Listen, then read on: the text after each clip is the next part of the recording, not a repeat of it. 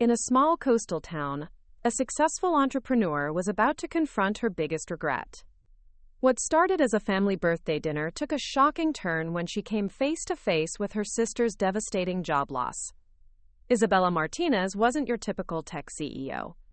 For 5 years, she had spent her life building a digital empire, known for turning rejection into fuel for success. When she discovered Sophia's LinkedIn post announcing new opportunities, she had no idea she was walking into an emotional minefield.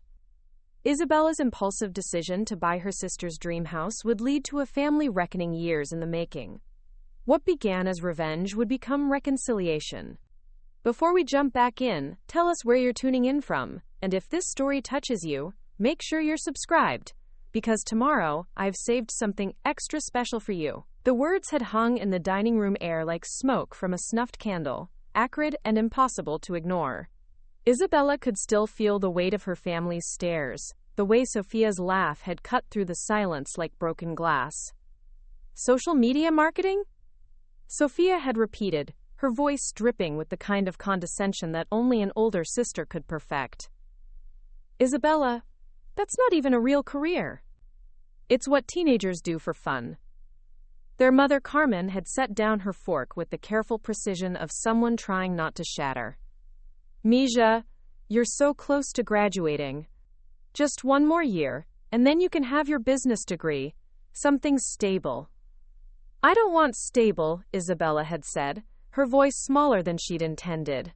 I want to build something. I have clients already, Mom. Real paying clients.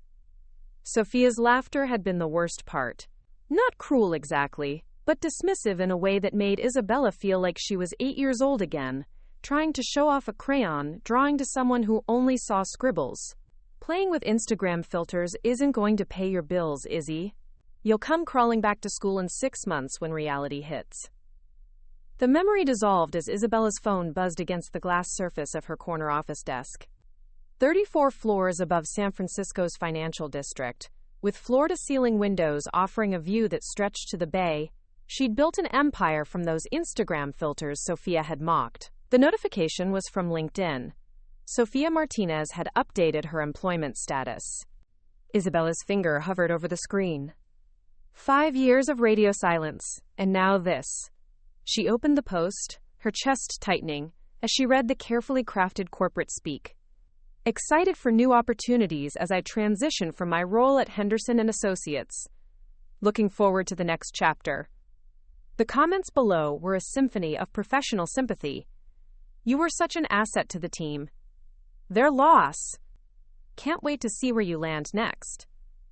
Isabella recognized the language. She'd seen it enough times in her industry. Sophia had been laid off. She scrolled through Sophia's profile, noting the gap where current employment should be listed. Henderson & Associates was gone from her experience section, leaving only the generic open to new opportunities that LinkedIn automatically generated for the unemployed. A knock at her office door pulled her attention away from the screen. Her assistant Marcus peeked in, his expression carefully neutral in the way that meant he knew she didn't want to be disturbed, but had something important anyway. The Morrison campaign numbers are in, he said. We exceeded their projections by 32%. Isabella nodded, forcing herself to focus. Morrison Luxury Resorts had been their biggest client win this quarter, the kind of success that would have made Sophia's finance job look like pocket change. Send the report to Jake, she said, and schedule a team celebration for Friday. Marcus lingered in the doorway. Everything okay? You look. I'm fine. The words came out sharper than intended. Just processing some personal news. After he left, Isabella returned to her phone. She found herself scrolling through Sophia's older posts, watching her sister's carefully curated professional life unfold in reverse. Company events.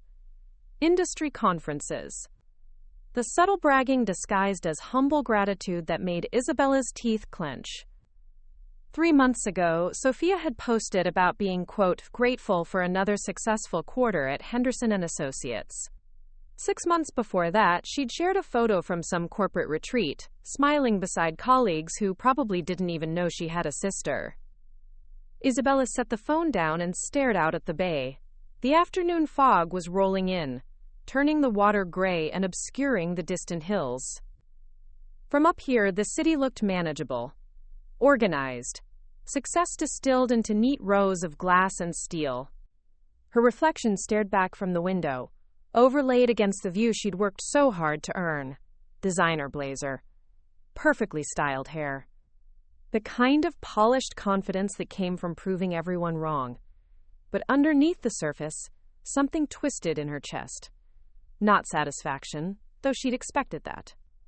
Not even pity, though Sophia's situation should have warranted it. What she felt was emptiness.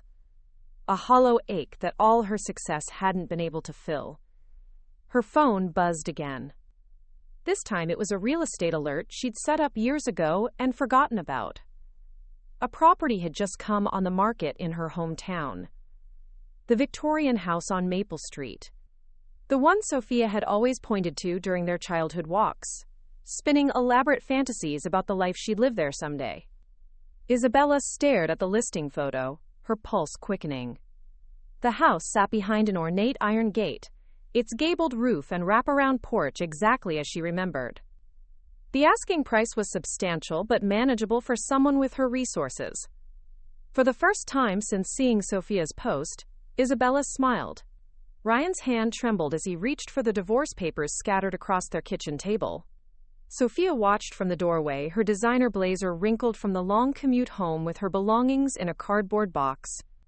"Don't," she said, her voice carrying the authority she'd perfected in boardrooms. "Not tonight."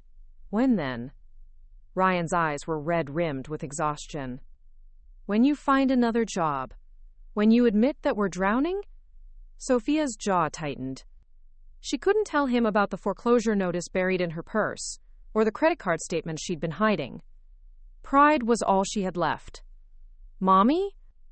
Mia appeared at the top of the stairs, her 12-year-old face creased with worry. "Why are you home so early?" "Just a short day, baby," Sophia managed, forcing brightness into her voice. "Why don't you finish your homework?" But Mia's eyes were too perceptive. Taking in the box by the door, her father's slumped shoulders, the tension crackling between her parents like electricity before a storm. After Mia reluctantly retreated to her room, Ryan's voice dropped to a whisper. "They called me at work, Sophia. The bank. They wanted to confirm our income for the mortgage modification." Sophia's stomach dropped. She'd applied for the modification weeks ago, listing Ryan's teacher salary and an employment status she no longer held. "I handled it," she lied. "By lying to them? Like you've been lying to me?" Ryan stood, running his hands through his thinning hair. "I found the notices. All of them. We're 3 months behind." The walls felt like they were closing in. Sophia had built her identity on being the sister who had everything figured out, the one who chose the safe path while Isabella chased fantasies. Now those fantasies had made Isabella rich, while Sophia's safe path crumbled beneath her feet. "I'll figure it out," she said, the words hollow even to her own ears. "How?" "With what job?" Ryan's voice cracked. "You won't even admit there's a problem."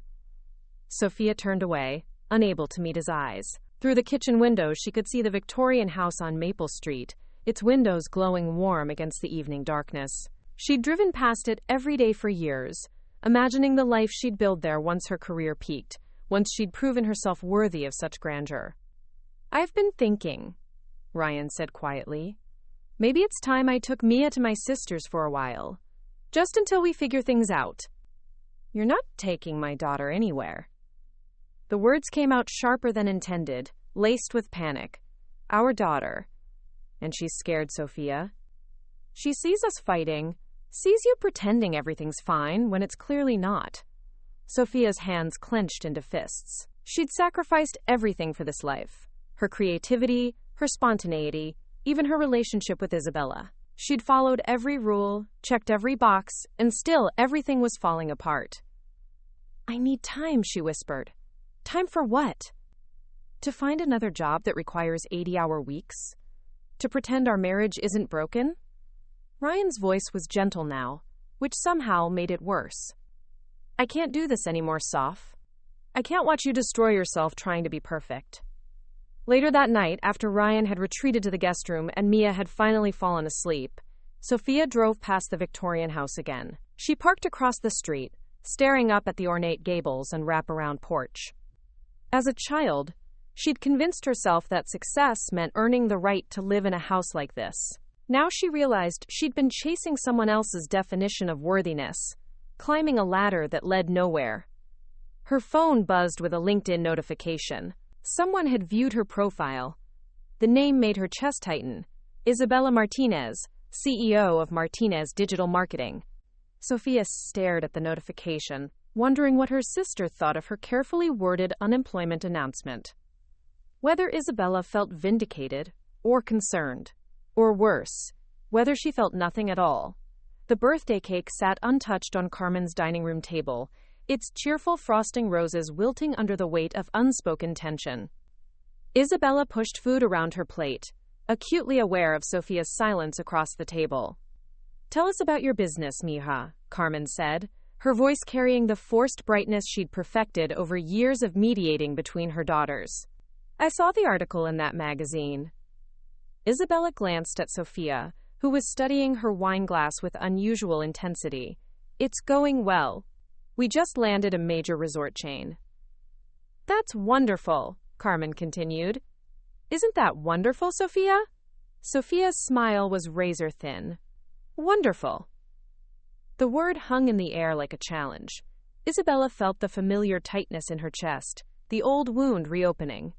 Even now, with her success undeniable, Sophia couldn't offer genuine acknowledgement. How's work treating you? Isabella asked, unable to keep the edge from her voice.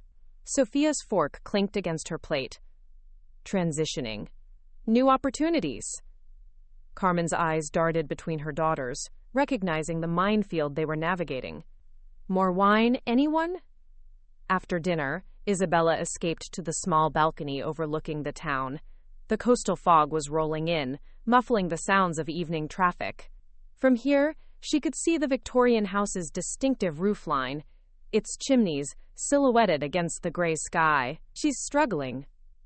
Carmen's voice startled her from the doorway. Isabella didn't turn around. She made her choices. As did you. Carmen joined her at the railing, her voice careful. But maybe it's time to let go of old hurts. Old hurts? Isabella faced her mother, years of resentment bubbling to the surface. She told me I'd never amount to anything. You believed her. Carmen's face crumpled slightly. I was scared for you. The path you chose seemed so uncertain. And now? Now I see I was wrong. But Sophia, she's lost, Mia. Really lost. Isabella's phone buzzed. A text from Jake. Flight lands at 9. Meet at coastal grounds? She'd forgotten he was coming up from LA. Her business partner had sensed something was troubling her during their last video call, insisting on an in-person check-in despite her protests. An hour later, Isabella sat across from Jake in their old haunt, the coffee shop where they'd first met as broke 20-somethings with impossible dreams. The place looked the same, down to the mismatched furniture and the temperamental espresso machine. You look terrible, Jake said without preamble, studying her face with the directness that had made their partnership work. Thanks for the pep talk. I'm serious. What's going on? He leaned forward, his expression softening. And don't tell me it's work stress. I know work stress. This is something else. Isabella found herself telling him about Sophia's unemployment, their mother's birthday dinner, the years of feeling like she was still trying to prove herself to people who'd never believed in her. So what are you planning? Jake asked when she finished. Nothing. Why would I be planning anything? Preparing and narrating this story took us a lot of time, so if you are enjoying it, subscribe to our channel. It means a lot to us. Now back to the story. His eyebrow arched in the way that meant he wasn't buying it. They'd known each other too long for bullshit. Because you get that look when you're plotting something. Same look you had before you pitched Morrison Resorts. Isabella stared into her coffee cup, seeing her distorted reflection in the dark surface. There's this house.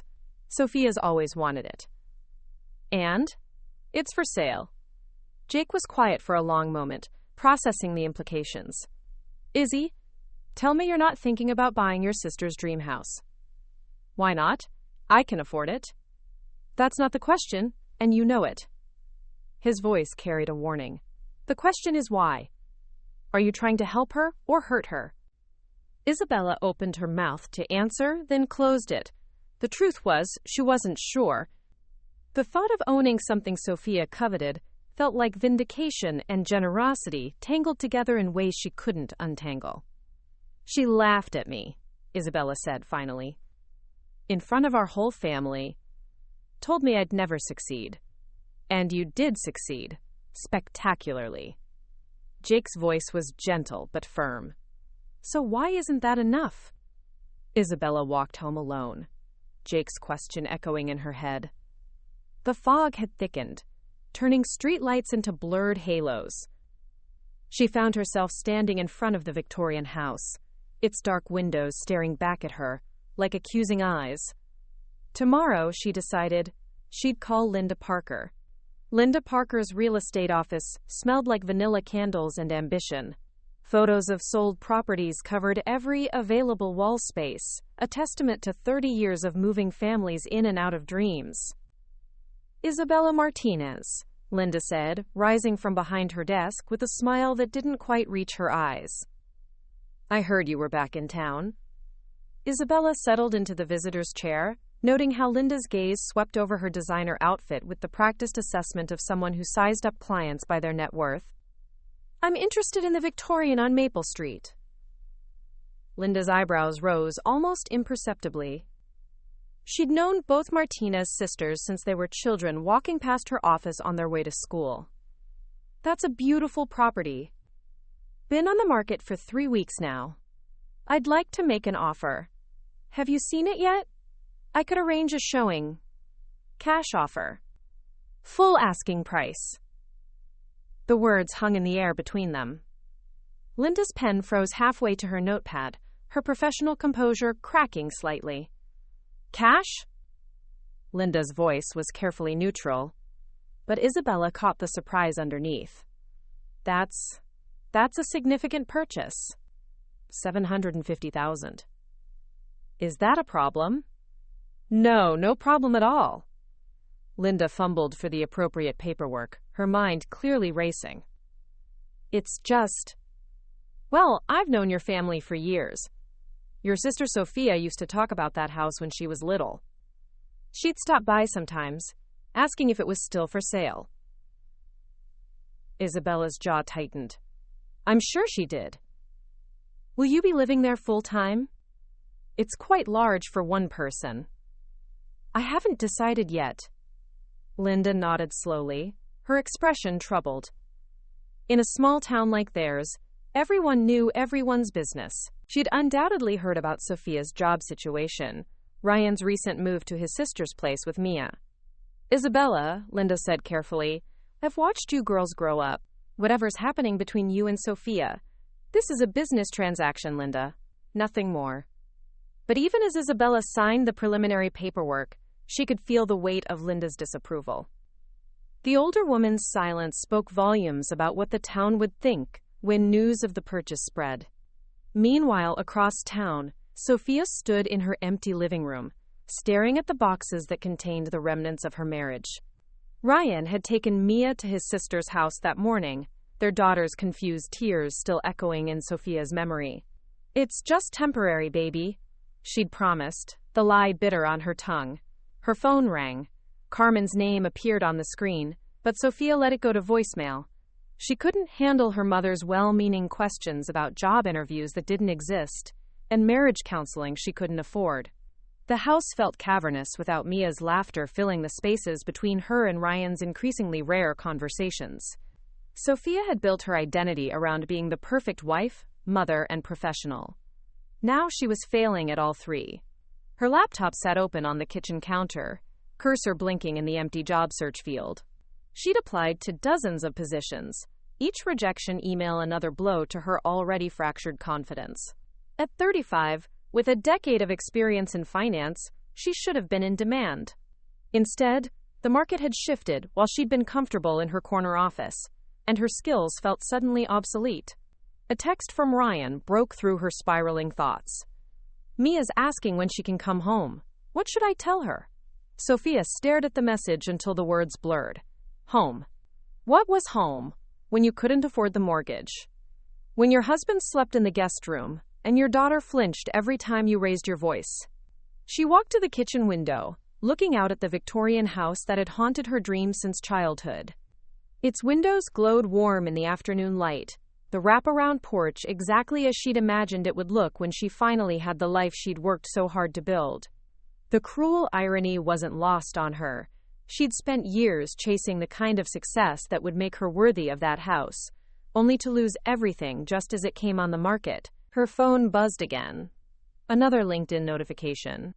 Another company politely declining her application with generic encouragement about her quote, impressive background. Sophia closed the laptop and poured herself a glass of wine, even though it was barely 3 o'clock. Outside, the Victorian house stood like a monument to dreams deferred, its sold sign catching the afternoon sun like a beacon of someone else's triumph. The call came at 7 in the morning, jolting Sophia from the first decent sleep she'd had in weeks. Carmen's voice was breathless with panic. Sophia, Mija, I need you to sit down. Sophia was already sitting, cross-legged on her unmade bed in yesterday's clothes. What's wrong? It's about Isabella. And the house, the Victorian house. Sophia's blood went cold. What about it? She bought it. Linda Parker called me an hour ago. Cash offer, closed yesterday. I thought you should hear it from family, not from town gossip. The phone slipped from Sophia's fingers, clattering against the hardwood floor. Through the bedroom window, she could see the Victorian house in the distance, its Victorian gables catching the morning light. Her Victorian house. The dream that had sustained her through years of 80-hour work weeks and corporate politics. Isabella had bought it. Sophia's hands shook as she retrieved the phone. Carmen was still talking, her voice tinny and distant. Tried calling Isabella, but she's not answering. Sophia, are you there? I'm here. The words came out as a whisper. I don't understand why she would do this. It doesn't make sense, but it made perfect sense to Sophia. It was revenge, pure and simple. Isabella had found the one thing Sophia wanted most in the world and claimed it for herself. By noon, Sophia's phone had buzzed with a dozen messages from friends and neighbors who'd heard the news. In a town of 8,000 people, Isabella's cash purchase had spread like wildfire. The questions were carefully phrased, but impossible to misunderstand. Why would Isabella buy Sophia's dream house? What did it mean? Were the sisters reconciling, or was this something darker? Sophia couldn't face the pitying looks at the grocery store, or the carefully neutral expressions of neighbors who'd watched her family's slow-motion collapse. She drove to the beach instead, parking at the overlook where she and Isabella had played as children. The Pacific stretched endlessly before her, gray-green waves crashing against the rocks below. She remembered being 8 years old, building elaborate sandcastles with Isabella while their parents watched from beach chairs. Before the competition started. Before Sophia learned that love in the Martinez family came with conditions. Her phone rang. Isabella's name appeared on the screen. Sophia stared at it until it stopped ringing, then watched as a voicemail notification appeared. She waited 5 minutes before listening to it, her heart hammering against her ribs. Sophia, it's me. I know you've probably heard about the house by now. I'd like to talk. Can you meet me at Pelican Beach? The spot where we used to build sandcastles. I'll be there at sunset. The message ended, leaving Sophia staring at her phone. 20 minutes until sunset. 20 minutes to decide whether to face her sister or drive home and pretend this wasn't happening. She thought of Mia, staying at Ryan's sister's house, asking when she could come home. She thought of the foreclosure notice hidden in her purse, the job interviews that led nowhere, the marriage that had crumbled under the weight of her pride. Maybe it was time to stop running. Isabella stood at the edge of the beach, her expensive heels sinking into the sand. The Victorian house keys felt heavy in her jacket pocket, their metal edges sharp against her palm. She'd spent the day alone in the empty house, walking through rooms that had once represented everything Sophia wanted. Now, staring out at the horizon, she wasn't sure what she'd accomplished. The house was beautiful but cold, without the warmth of actual living. Her victory felt hollow, tainted by the growing certainty that she'd crossed a line she couldn't uncross. Footsteps crunched in the sand behind her. Sophia approached slowly, her face unreadable in the dying light. They stood side by side without speaking, watching the sun sink toward the water. "Why?" Sophia's voice was barely audible over the waves. Isabella had rehearsed a dozen different answers, but none of them felt right now. The truth was complicated, tangled up in years of hurt and resentment, and a success that had never quite filled the void Sophia's rejection had carved in her heart. "I don't know," she said finally. The silence stretched between them like a taut wire, ready to snap at the slightest provocation. Isabella pulled the keys from her pocket, their metal surface warm from her nervous grip. The dying sunlight caught the brass, sending fractured reflections across the sand. "I bought it for you," Isabella said, the words tumbling out before she could stop them. Sophia's laugh was sharp, brittle. "For me? Or to hurt me?" The question hung in the salt air between them. Isabella had asked herself the same thing 100 times since signing the papers, and the answer shifted like sand beneath her feet. "Maybe both," Isabella admitted. Sophia turned to face her sister fully, and Isabella saw years of exhaustion etched in the lines around her eyes. The perfect composure Sophia had maintained since childhood was finally cracking, revealing something raw and desperate underneath. "Do you know what it's like?" Sophia said, her voice barely controlled. "To watch your little sister succeed at everything you said was impossible? To realize you were wrong about everything?" "Do you know what it's like?" Isabella shot back. "To spend your entire life trying to prove yourself to someone who never believed in you? Even now, with everything I've built, part of me is still that 20-year-old dropout begging for your approval." The admission surprised them both.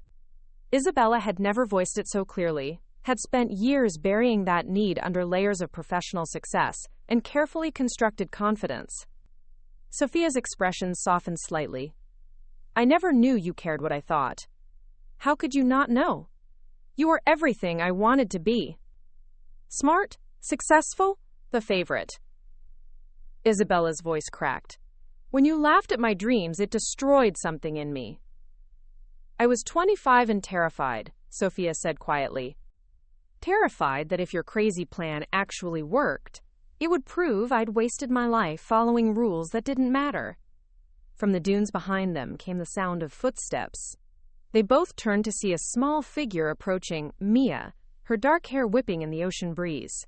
Sophia's face immediately shifted into protective mode. "Baby, what are you doing here? You're supposed to be at Aunt Jenny's." Mia stopped a few feet away, her 12-year-old eyes moving between her mother and aunt with an intensity that made both women uncomfortable. "Dad's been crying," she said simply. "And you've been crying. And nobody will tell me what's happening." Sophia knelt in the sand, reaching for her daughter. Adults sometimes have complicated feelings. "Stop." Mia stepped back, her voice carrying an authority that surprised all of them. "I'm not stupid.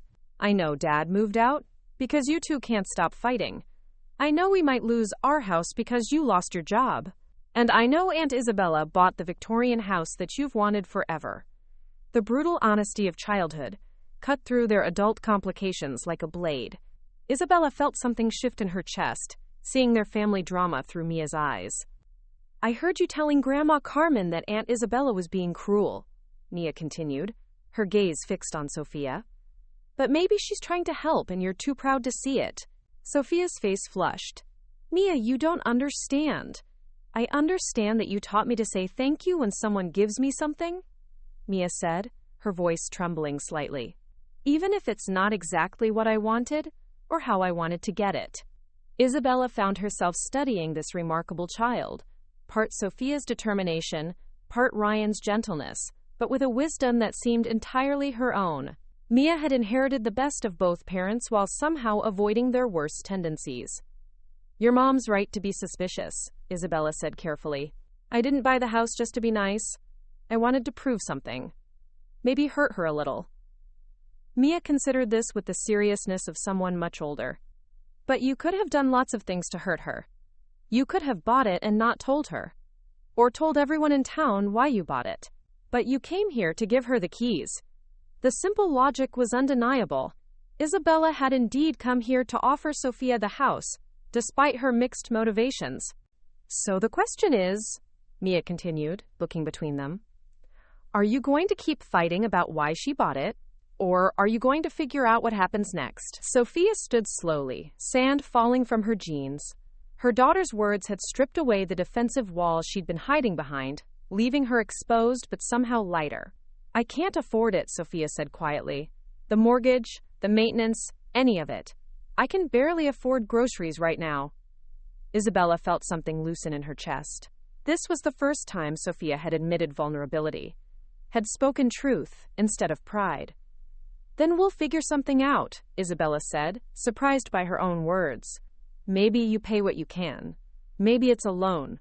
Maybe we just call it rent until you're back on your feet." "Why would you do that?" Isabella looked at Mia, then back at her sister.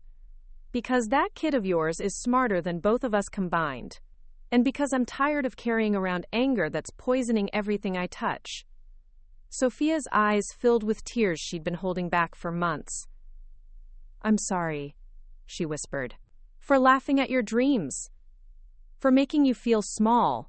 For being too proud to congratulate you when you proved me wrong."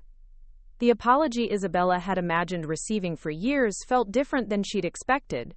Less triumphant, more healing. Like a wound finally being cleaned so it could properly heal. "I'm sorry too," Isabella said, "for buying the house to hurt you. For letting my success become a weapon, instead of something that could help people I love." The ocean crashed against the shore, washing away their footprints and carrying their words out into the vast Pacific. Above them, the first stars began to appear, and Mia smiled for the first time in weeks. Carmen's dining room had never felt smaller. Every chair around the mahogany table was occupied, but the space crackled with the kind of tension that made breathing difficult. Isabella sat across from Sophia, hyper-aware of every glance, every unspoken accusation hanging in the air. "This ends tonight," Carmen announced, her voice carrying the authority of someone who had spent 40 years managing family chaos. "No more phone calls from Linda Parker. No more neighbors asking me questions I can't answer. We're gonna sit here like adults and figure this out." Ryan shifted uncomfortably in his chair, clearly regretting his decision to drop off Mia and stay for the family meeting. Jake sat beside Isabella, his presence both comforting and anxiety-inducing.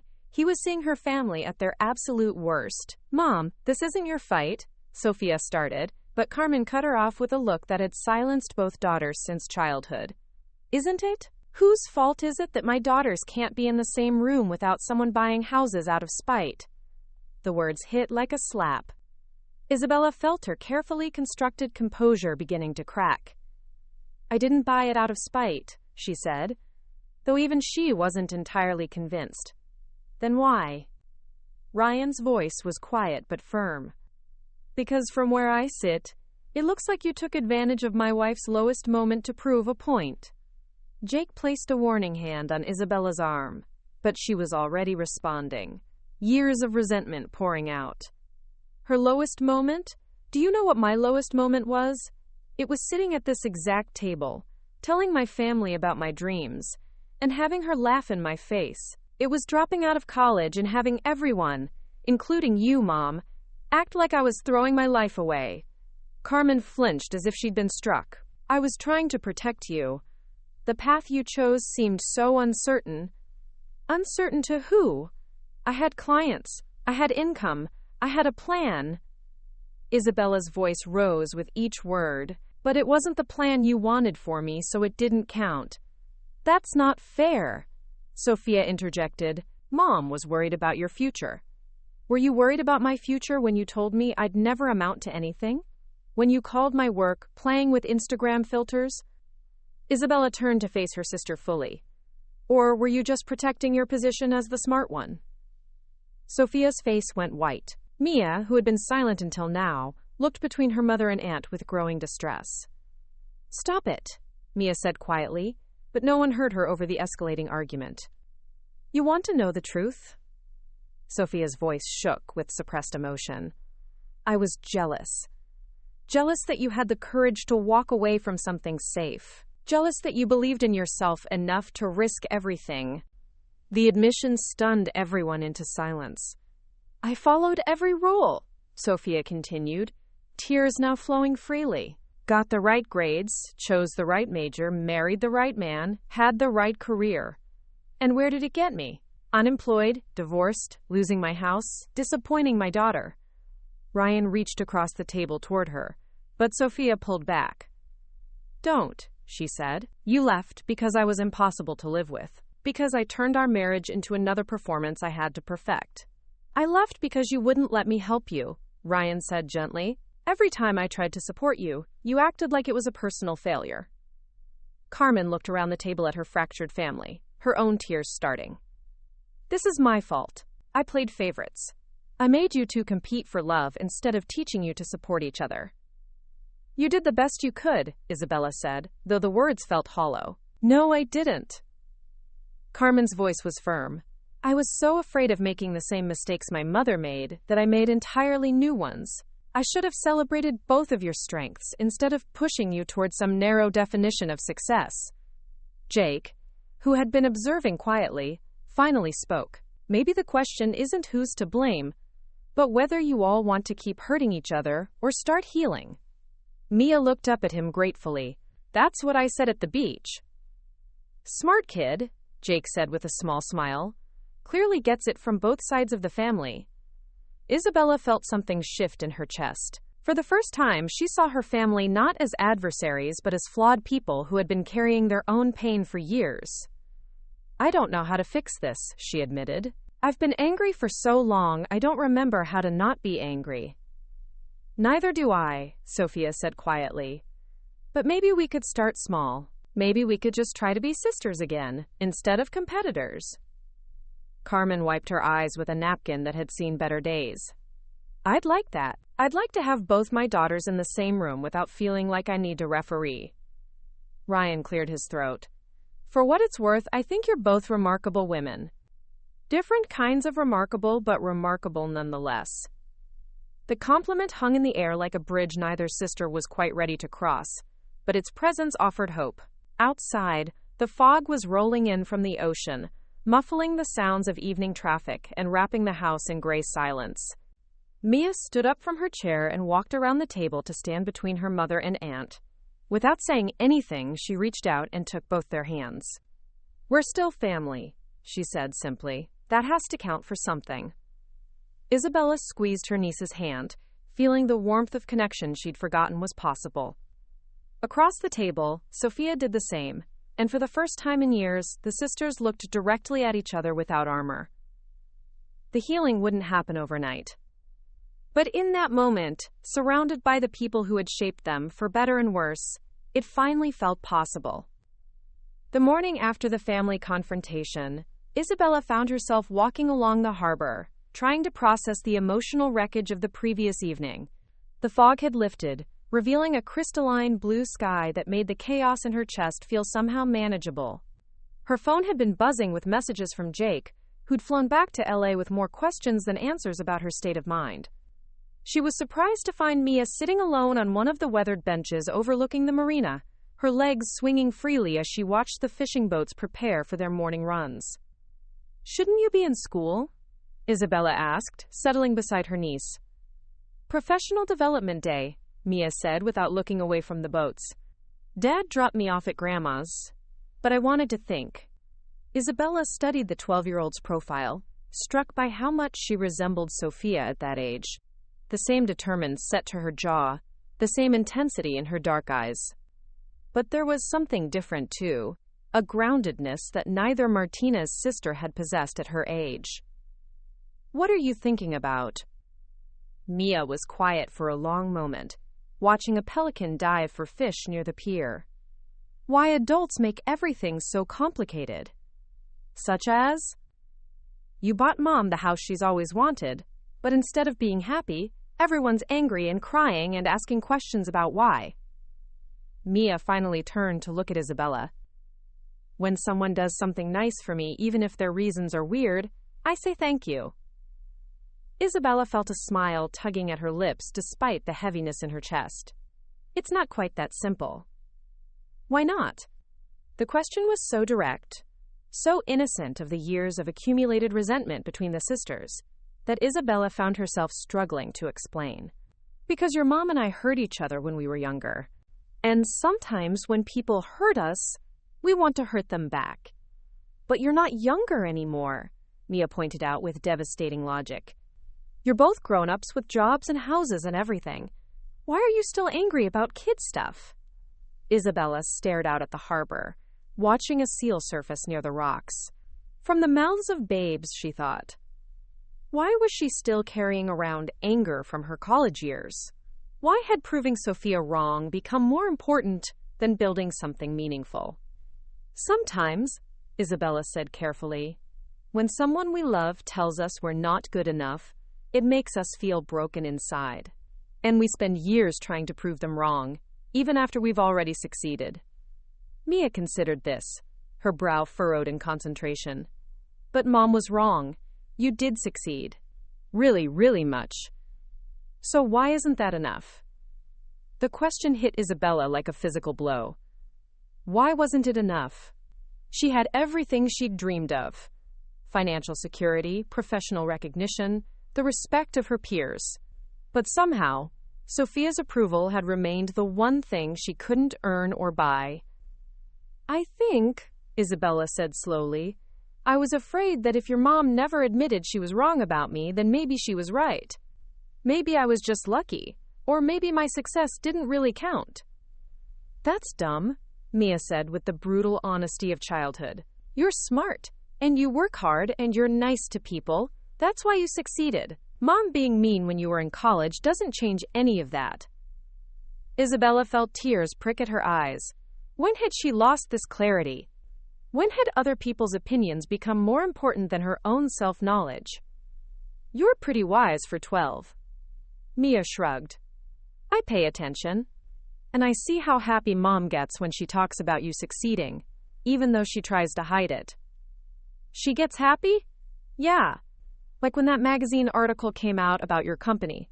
She read it like 5 times and kept showing it to Dad. But then she'd get sad after, like she was proud but couldn't figure out how to tell you. Isabella absorbed this information, feeling another piece of the puzzle click into place. Maybe Sophia's inability to acknowledge her success hadn't been about malice, but about her own regret and inability to bridge the gap between them. What do you think I should do? Isabella asked. Mia seemed pleased to be consulted as an equal. Stop making it about who was right and who was wrong. Start making it about what you want to happen next. And what do I want to happen next? I don't know. That's your choice. Mia stood up from the bench, brushing sand from her jeans. But I know what I want. I want my mom to stop being sad all the time. I want my parents to figure out how to be friends even if they can't be married anymore. And I want my aunt to come to my birthday party next month without everyone acting weird about it. The simple requests hit Isabella harder than any of the previous evening's dramatic confrontations. This child, her niece, just wanted her family to function like a family. Your birthday party, Isabella repeated. Yeah, I'm turning 13. Mom's planning something small, but I want you there. And I want Uncle Jake to come too, if he wants. He seems nice. Isabella felt something fundamental shift in her perspective. Instead of focusing on the past and its accumulated hurts, she could choose to focus forward, on building relationships instead of settling scores. I'll be there, she promised. And I'll ask Jake, but I think he'd love to come. Mia beamed, the first genuine smile Isabella had seen from her since this whole mess began. Good. And Aunt Isabella? Yeah? The house thing you did for Mom? Even if your reasons were complicated, it was still really nice. You should probably tell her that it came from the good part of you, not just the angry part. As Mia skipped away toward Carmen's house, Isabella remained on the bench, processing her niece's words.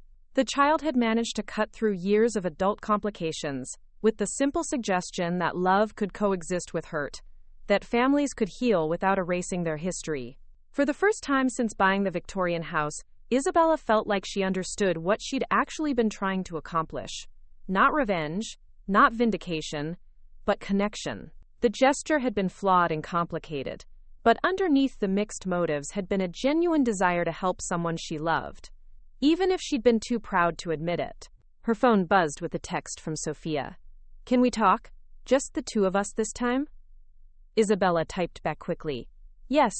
The Victorian house? I think it's time you saw it." The Victorian house stood silent in the afternoon light, its windows reflecting the sky like watchful eyes.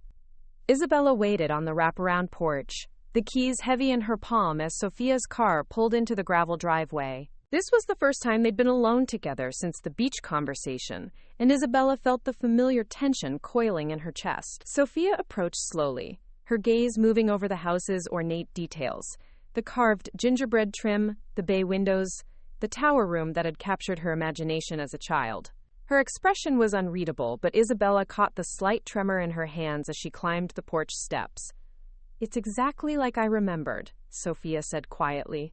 Isabella unlocked the front door, its brass handle worn smooth by decades of use. The interior was empty but immaculate.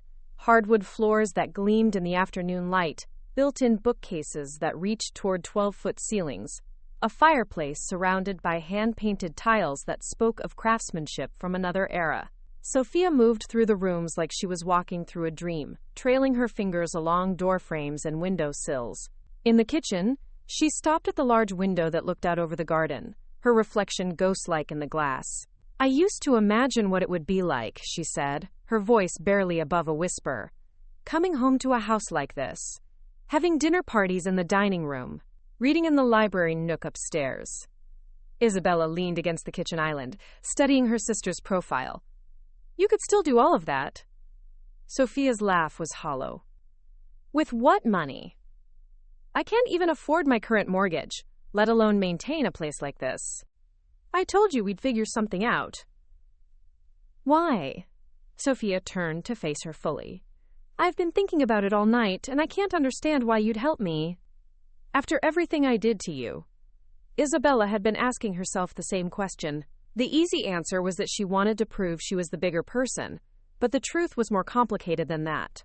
"Do you remember," Isabella said slowly, "when we were kids and you got pneumonia? You were in the hospital for a week, and I was convinced you were going to die."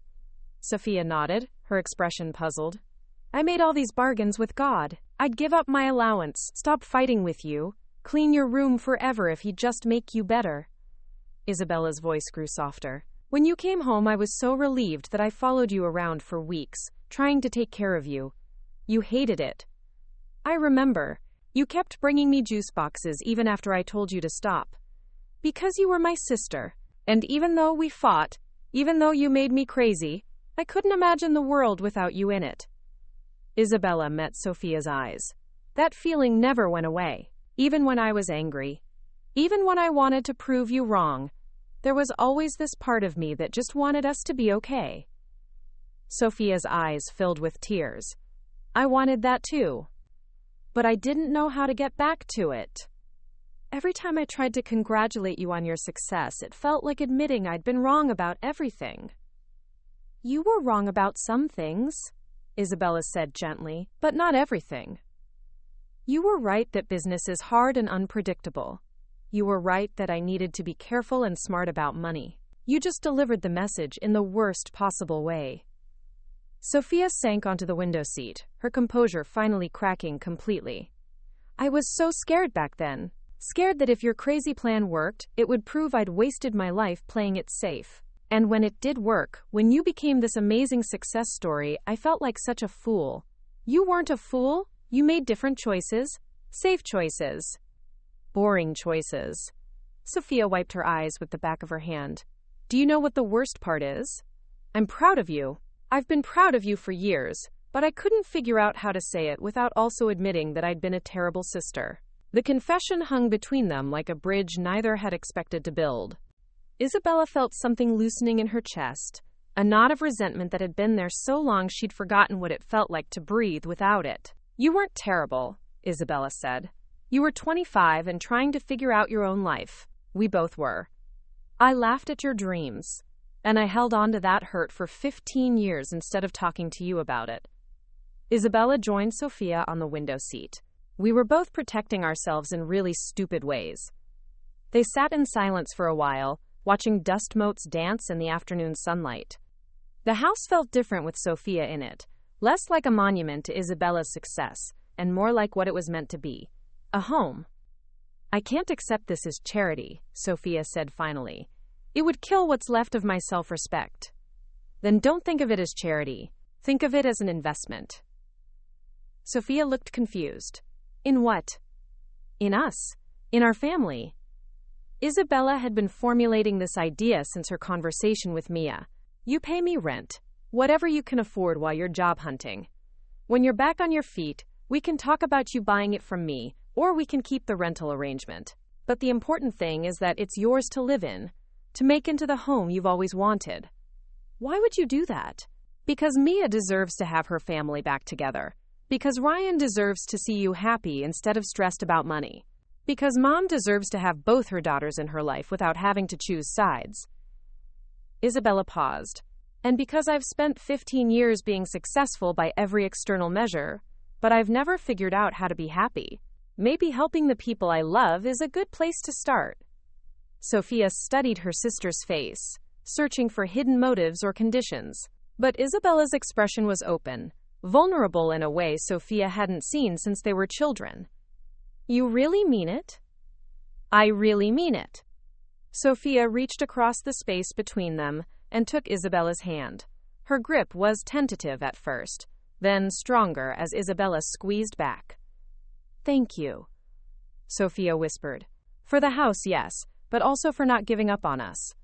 Thank you for letting me try to be a better sister than I've been." Outside, the fog was beginning to roll in from the ocean, but inside the Victorian house, two sisters sat holding hands in the golden afternoon light, finally beginning to heal wounds that had festered for far too long. 6 months later, the Victorian house hummed with life in a way it hadn't for decades. Sophia stood in the kitchen, morning light streaming through windows she'd learned to clean without leaving streaks, preparing breakfast for Mia before school. The ritual felt both familiar and miraculous. Familiar because she'd done it thousands of times before.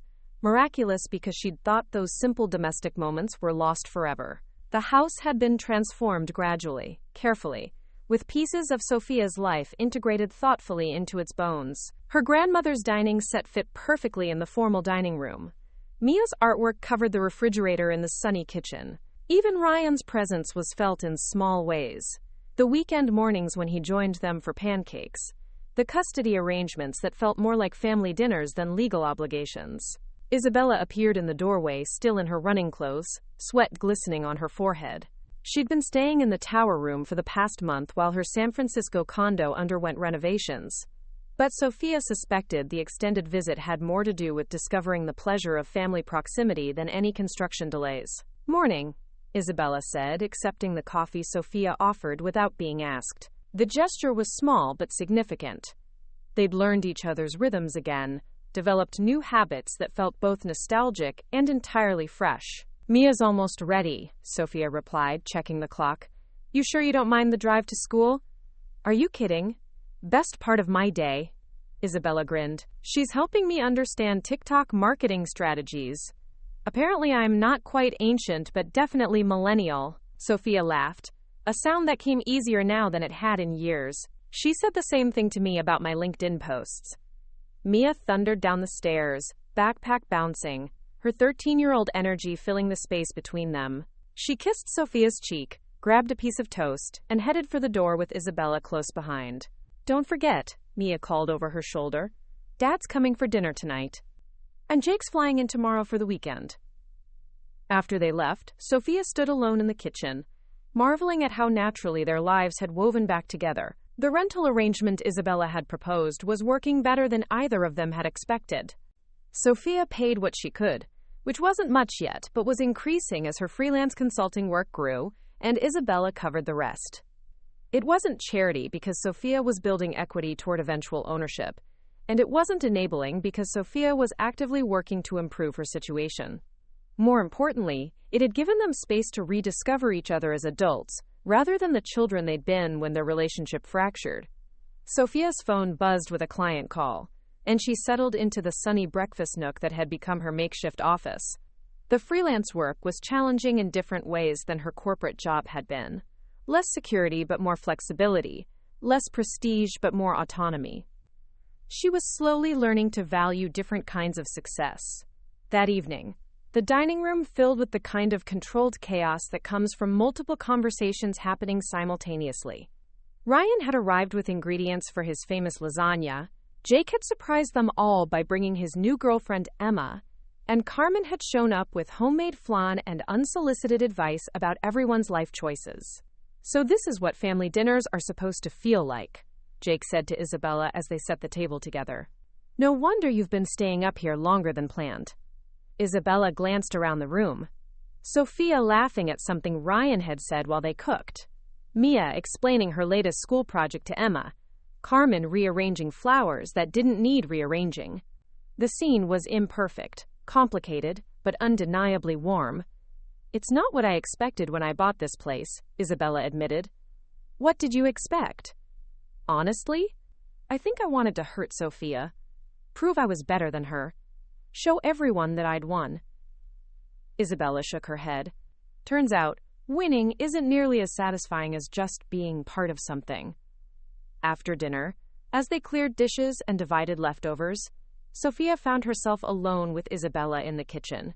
The easy companionship they'd developed over the past months felt natural now, but Sophia never took it for granted. "I have news," Sophia said, drying a wine glass with unusual care. "Henderson and Associates called today. They want me to come back. Promotion, raise, the whole thing." Isabella looked up from loading the dishwasher, her expression carefully neutral. "That's great. That's what you wanted, right?" "It's what I thought I wanted 6 months ago." Sophia set down the glass and leaned against the counter. "But I realized I like what I'm building now. The consulting work, the flexibility, being here for Mia's school events. It's smaller than what I had before, but it feels more like mine." Isabella smiled, and Sophia recognized the expression, pride mixed with relief that their rebuilt relationship wouldn't be disrupted by geography or competing priorities. "Besides," Sophia continued, "someone needs to keep an eye on your TikTok strategy. Mia's right. You're definitely millennial." They finished cleaning in comfortable silence, moving around each other with the practiced ease of people who'd learned to share space without stepping on each other's emotional landmines. Later, as guests departed and the house settled into evening quiet, Sophia found Isabella on the front porch, looking out at the fog rolling in from the ocean. "Thank you," Sophia said, settling into the adjacent wicker chair. "Not just for the house, but for being patient while I figured out how to be grateful. Thank you for letting me figure out how to help without controlling." They sat watching the fog transform the familiar landscape into something mysterious and beautiful. The Victorian house stood solid around them, no longer a symbol of unfulfilled dreams, but a foundation for building something new. "Do you think we'll be okay?" Sophia asked. "Long term, I mean." Isabella considered the question seriously. "I think we'll have fights. I think we'll mess up sometimes. But I also think we've learned how to talk to each other instead of talking around each other. Good enough for me." Above them, a light appeared in Mia's bedroom window as she settled in for the night. Tomorrow would bring new challenges, new opportunities for both sisters to practice being family to each other. But tonight, surrounded by the life they'd built together from the pieces of their separate struggles, the future felt not just possible, but genuinely hopeful. The Victorian house had become what Sophia always dreamed it could be, not just a beautiful place to live, but a home where people could grow and change and forgive each other's imperfections. And in learning to share it, both sisters had discovered something more valuable than ownership: the deep satisfaction of building something together that neither could have created alone. Up next, you've got 2 more standout stories right on your screen. If this one hit the mark, you won't want to pass these up. Just click and check them out. And don't forget to subscribe and turn on the notification bell so you don't miss any upload from us.